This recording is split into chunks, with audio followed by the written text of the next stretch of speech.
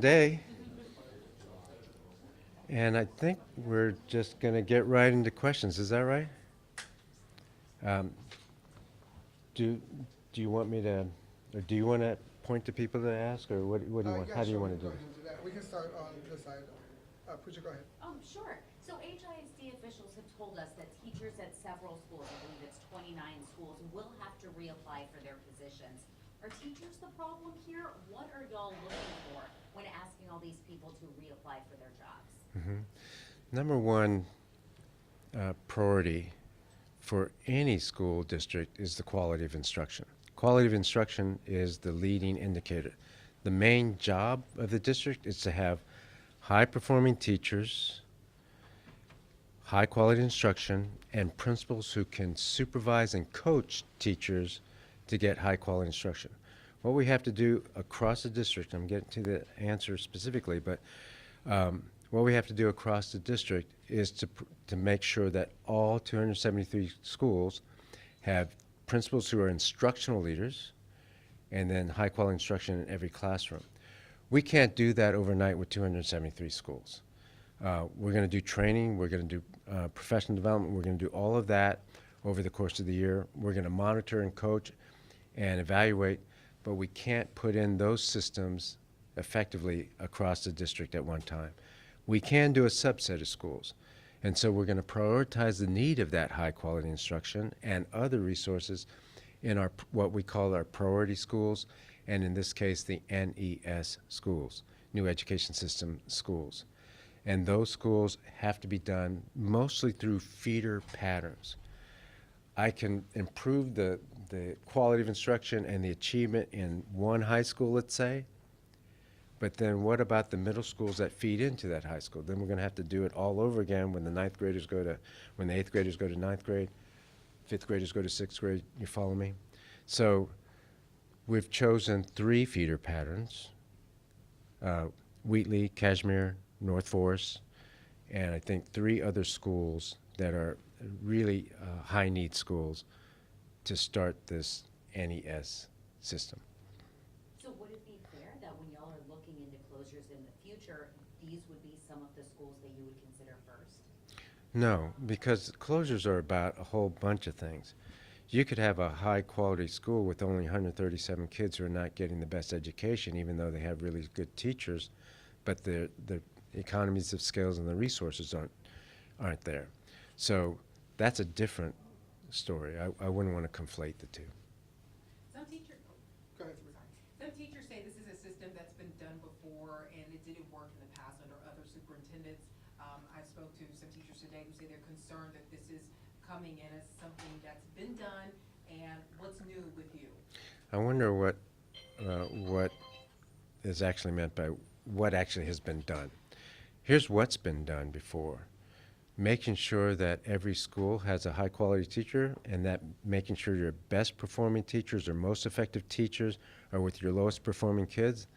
That's what's been done before, and that's worked to great effect. I refer you to the National Bureau of Economic Research paper that came out in March on the Accelerating Campus Excellence Program, ACE. That's been done before, and that's been done to great effect. I can also refer you to the National Bureau of Economic Research paper that was done in March, another one on the pay for performance system in Dallas. That's been done before, and that's been done to great effect to raise student achievement. The third thing I would say that's been done before is whole-scale systemic reform from my charter network, Third Future Schools, where we turned around schools, Ector College Prep, Sam Houston Elementary School, in 1 year. And so that's been done before, and some of those pieces we're doing here, and they'll do the same. They'll have the same effect as those other schools. Jason. Superintendent Miles, can you describe the mood in the Q&A this morning with teachers from these feeder schools? And secondly, we talked Yeah. to an arts teacher who said the program was eliminated under this plan. Are some things being shifted, or is that inaccurate?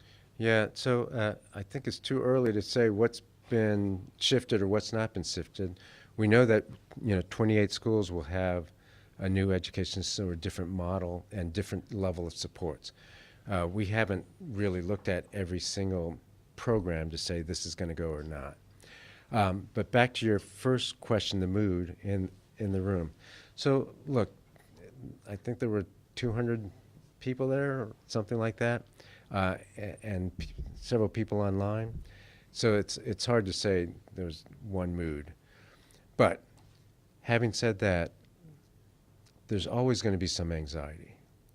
I said this yesterday, and I mean it. Information, or the absence of information, and just change breeds anxiety. What we have to do is provide a level of support so that that anxiety turns to hope. We also have to provide a level of proof point so that anxiety goes to hope. There were several people in that room and in the principals meeting earlier at North Forest, when they saw the salaries and the supports for teachers, they were actually a little bit more hopeful than they were when they walked in the room. So I think there's a mix of that. It's understandable, and change is going to bring some anxiety. So there's going to be some anxiety on most of the summer, probably. But we will keep moving we'll keep putting information out there so that we can turn that anxiety and fear into best hopes. How are you guys going to Sorry, we're gonna let Dominique go, and then we'll go. Have certain salaries already increased, and exactly what happened in the meeting today? Have any teachers or principals been reassigned already?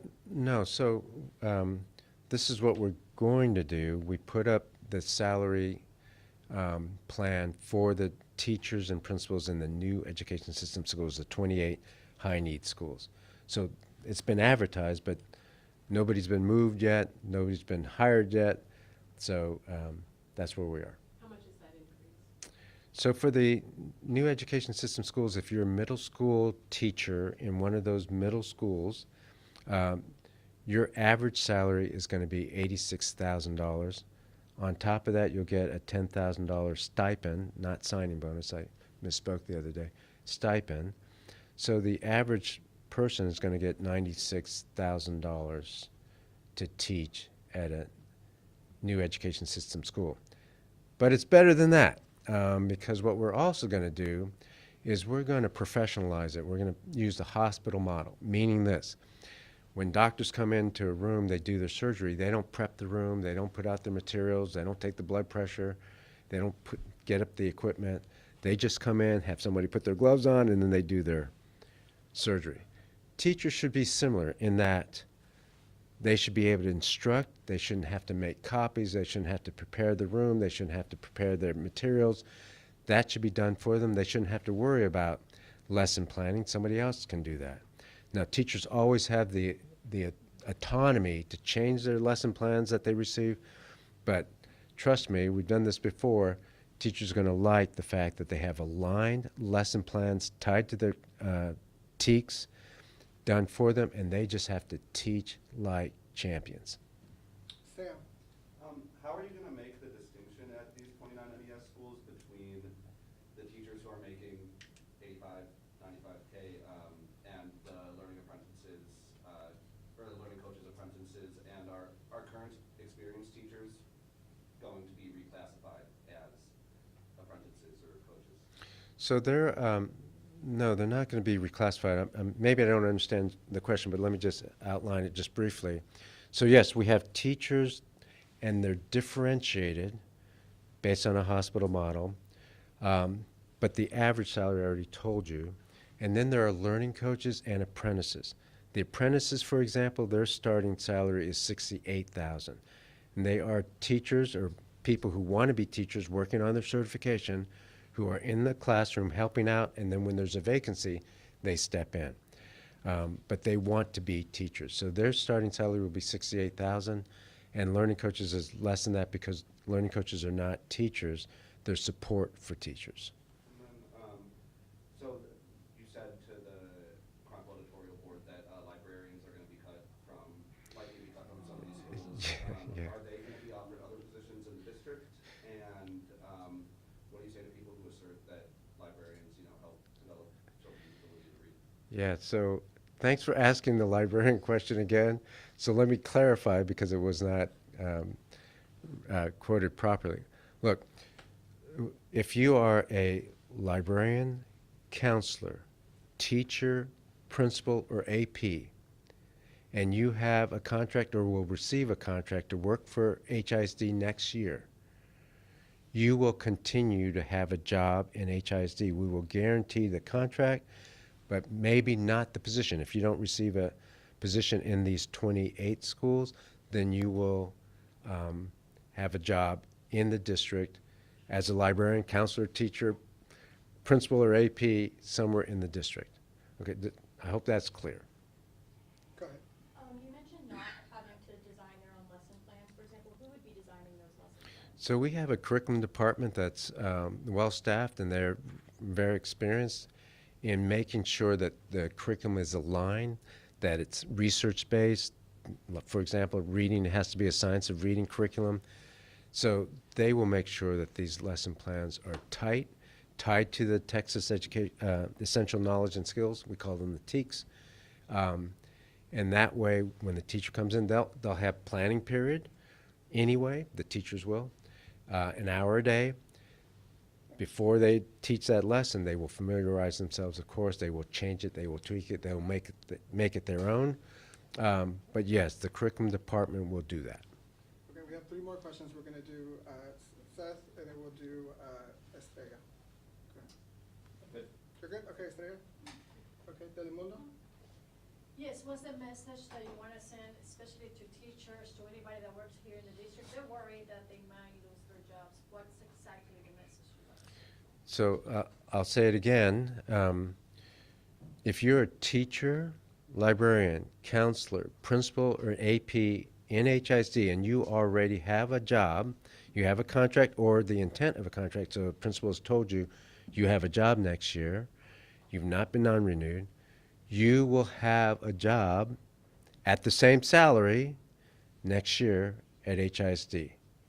A similar position. It may not be in the same, if you're in the 28 schools, it may not be in those schools, but the rest of the district, if you're a teacher at any of the other schools, you'll have the same position, the same job, same salary has been promised.